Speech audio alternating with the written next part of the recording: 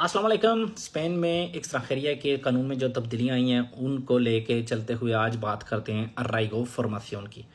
अर्राइगो फॉर्मासियोन आपको पता है ये कुछ अरसे से स्पेन में एक तरीका है लीगल स्टेटस हासिल करने का। और इसमें पहले इसका नाम अर्राइगो फॉर्मासियोन था, अब इसका नाम कर दिया गया है अर्राइगो सोसियो फॉर्माटिवो। तो इसकी रिक्वायरमेंट पहले भी 2 साल का अरसा आपको स्पेन में हुआ होना चाहिए जिसको आप जस्टिफाई कर सकें, चाहे एम्पादोनमिento के साथ, चाहे जैसे भी। मेन चीज़ एम्पादोनमिento ही होती है। और उसके बाद इसकी जो मेन रिक्वायरमेंट थी वो था करैक्टर सर्टिफिकेट, आपने अपने मुल्क से लेना होता था। और बाद में आप वादा करते थे, एक पेपर पे साइन करते थे कि मैं ये कोर्स करूँगा, उस बेस पे आपको ये कार्ड 1 साल का मिल जाता था। अब इसमें तब्दीली ये हुई है कि इसमें इंफॉर्म में ऐड कर दिए गए हैं, मतलब आपको इंफॉर्म में अप्लाई करने होंगे और इंफॉर्म में भी आपने जमा करवाने हैं करैक्टर सर्टिफिकेट के साथ। तो ये इसमें कह लें थोड़ी सी सख्ती हुई है जो। और सख्ती के साथ साथ आसानी ये हुई है इसमें कि पहले जब आपको ये कार्ड मिलता था उस पर सिर्फ आप कोर्स कर सकते थे, काम नहीं कर सकते थे। अब उस पर आप 30 घंटे हफ्ते के काम कर सकेंगे। फॉर एग्जांपल एक आम बंदा है जो वो हफ्ते के 40 घंटे काम करता है, तो इस कार्ड के साथ आप हफ्ते के 30 घंटे लीगल तौर पे काम कर सकेंगे।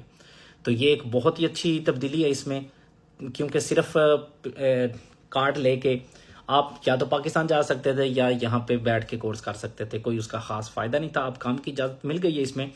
और दूसरी मुझे इसमें जो एक अच्छी चीज़ नज़र आई है वो ये कि पिछले कार्ड में ये होता था कि आपने कोर्स अगर नहीं किया तो आप इसको मतलब कोर्स अगर कर लिया आपने तो काम नहीं आपको उस कार्ड के हिसाब से, उस कोर्स के हिसाब से मिल रहा, तो आपको रिन्यू में मसला बनता था। अब क्या है तब्दीली आई है, अगर आपने कोर्स मुकम्मल कर लिया, आपके पास वो तीतुलो आ गई है कोर्स की, लेकिन काम नहीं आपको मिल रहा, तो आपने सेपे में अपना नाम लिखवाना है कि आप काम की तलाश में हैं बाकायदा। और वो जो सेपे का पेपर होता है या कार्ड होता है देमंदंते दे एम्प्लeo, अगर वो आपके पास है तो फिर आपको ये इसका प्रोरोगा दे दिया जाएगा। प्रोरोगा इसका 1 साल बाद में आपको देते हैं, 1 साल के बाद, या डायरेक्टली वो भी आपको 4 साल का देते हैं। इसमें मैं श्योर नहीं हूँ, लेकिन यह है कि आपको रिन्यू करवाने में अगर काम नहीं है आपके पास तो मसला आपको नहीं होगा। एक तो इस पे काम की इजाज़त है, दूसरा रिन्यू के लिए भी कॉन्टैक्ट आपके पास होना लाजमी नहीं है। तो ये 2 अच्छी चीज़ें हैं। जो इसमें थोड़ी सी नेगेटिव चीज़ थी वो ये जो मैंने आपके साथ पहले शेयर की है कि आपको इंफॉर्मेशन इसके लिए चाहिए। उसके बाद कोर्स आप कौन कौन सा कर सकते हैं वो भी काफ़ी डिटेल के साथ इस चीज़ के बारे में जो है ना वो बात की गई है। एक तो ऐसे कोर्सेज जिनका कोई ख़ास टाइम होता है उनमें दाखिला करवाने का। मिसाल के तौर पे स्पेन में कुछ ऐसे कोर्सेज होते हैं जिनको एफ बासिका कहते हैं, जिनको कहते हैं ग्रादो मेडियो, ग्रादो सुपेरियोर, जो एक प्रोफेशनल ट्रेनिंग होती है, प्रोफेशनल कोर्सेज होते हैं वोकेशनल एजुकेशन के। तो उनका एक बाकायदा टाइम पीरियड होता है कि ये इनका दाखिला होना होता है अप्रैल में या मई में, और बाकायदा खैर उसमें नाम आपने लिखवाना होता है, और दाखिला इनका जुलाई में होता है तकरीबन।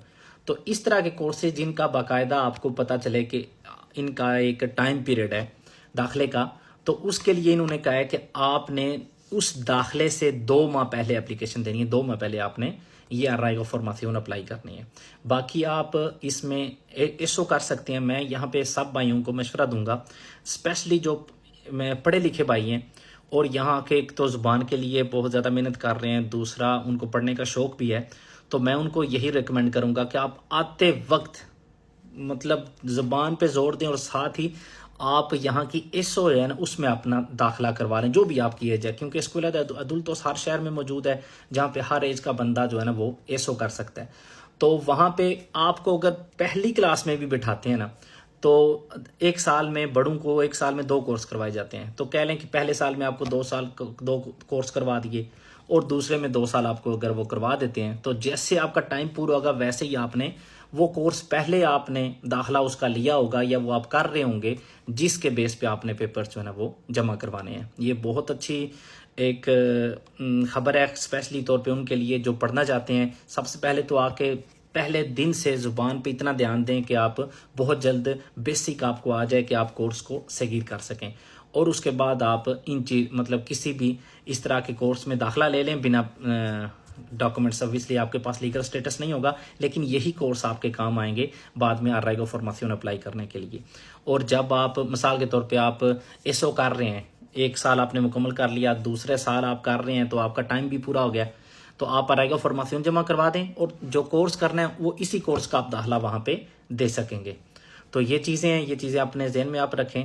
और ये जो मेन तब्दीलियाँ इसमें आई हैं वो यही जो मैंने पहले आपसे बात की है, 30 घंटे की काम की इजाज़त होगी आपको रिन्यू में इतना ज़्यादा मसला नहीं आएगा, क्योंकि आप काम पेशा कॉन्ट्रैक्ट नहीं मिलता, आप सेपे में नाम लिखवा के रिन्यू करवा सकेंगे और इन फॉर्म में आपको चाहिए होंगे।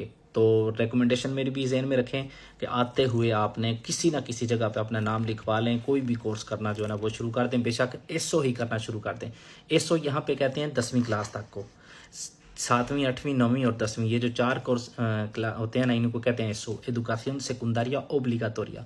तो आपके केस में ये अडुल्टोस की होगी, तो हर शहर में अपना स्कूला दे अडुल्टोस ढूंढें, स्कूला दे अडुल्टोस, और वहाँ जाके मालूमात लें कब क्लासेस शुरू होती हैं, कब कोर्सेज शुरू होते हैं, तो उनमें अपना नाम लिखवा के इसका कोर्सेज अभी से ही जो है ना वो शुरू कर दें। तो अल्लाह ताला आप सबके लिए आसानियाँ पैदा करे। अल्लाह हाफिज़।